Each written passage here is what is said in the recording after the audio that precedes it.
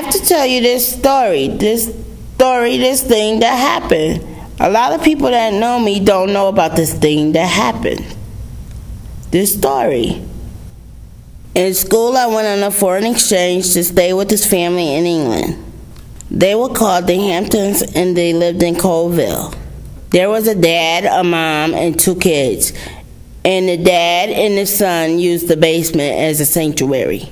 They were down there all the time. The dad, James, would go down there to the basement and play with the toy car. At least that's what I called it.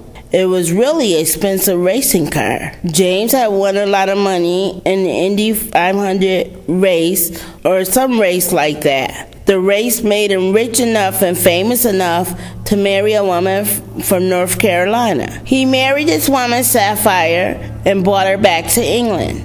After a while, they tried to have kids, but Sapphire found out she couldn't have no kids. They adopted a baby boy from Russia. The really strange thing about it is, after they brought this baby, Christopher, home from Moscow, the doctor called her and told her the good news.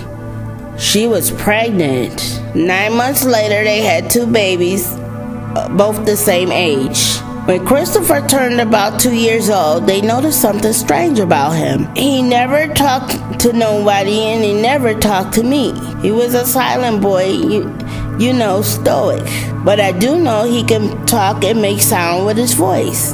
I know because I heard him let out a loud screech when he got his finger stuck in the grill of his daddy's car. You know, in the front part, that grill thing, you know? He must have thought the car was trying to eat him because that scream was piercing, and I can't forget it to this day. They found out that Christopher had some kind of autism, and the doctor said that he wouldn't develop the way a normal child would. A normal child? What is a normal child anyway? I made friends with the Hamptons, and over the years they would have me back for visits. As the kids got older, Sapphire encouraged Savannah to look out for her brother.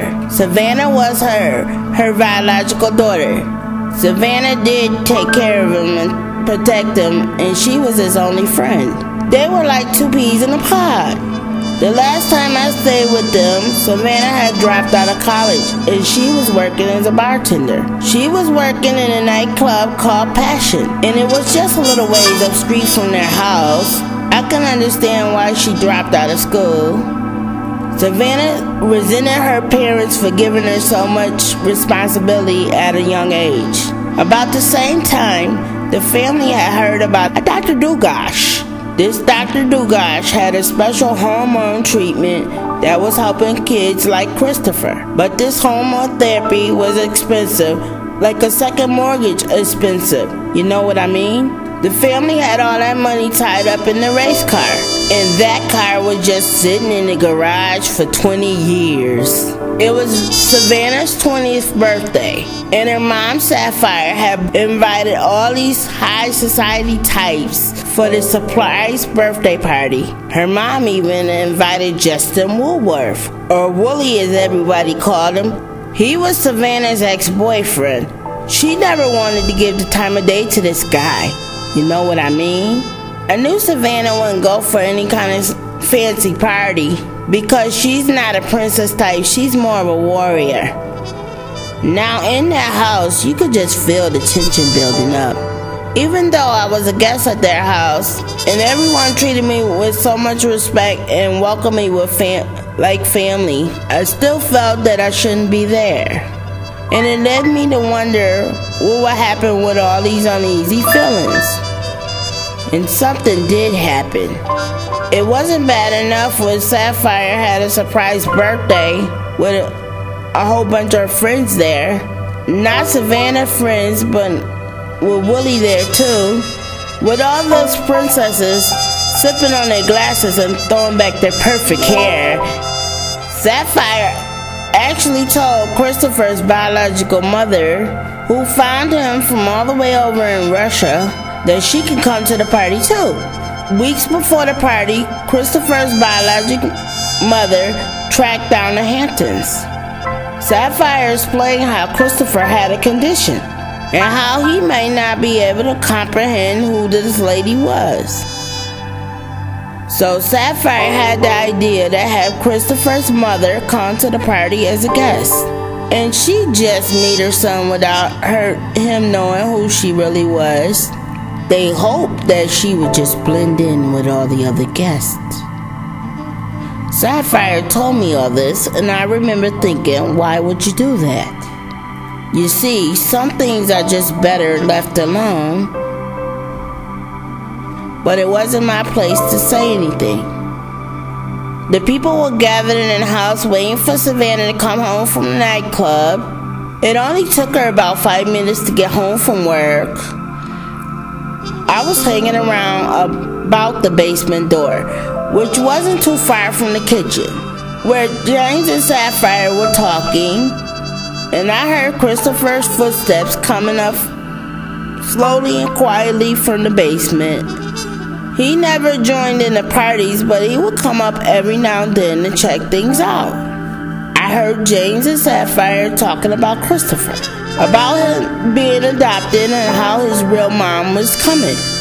And I knew if I could hear them talking, Christopher could hear them, 'cause he had ears like you wouldn't believe. He had ears like he could hear a pin drop. It was too late for me to say anything to make them stop talking. He had heard them. Then I heard his footsteps go back down the basement stairs. I thought to myself, oh my, and Savannah still wasn't home. I was wondering if I should tell his parents to go down to him, or maybe I should go myself to make sure he was okay. But before I could do anything, I heard a car start in the basement. A big engine, you know, loud, rough, and powerful. Then it was a slow rumbling and a crashing, and the whole house shook. Tires were spinning as Jay's prize race car spun out to the street with Christopher behind the wheel. A lot of people at the party was trying to get to the window to see what was happening. Now at this time I was thinking, oh my, what a mess. But it all happened too fast. Christopher hit another car and pushed it right into the front of Passion where Savannah worked. It was a miracle that no one was hurt, but it was a lot of damage done, and oh boy, what a big mess this was. But the most unbelievable part was this.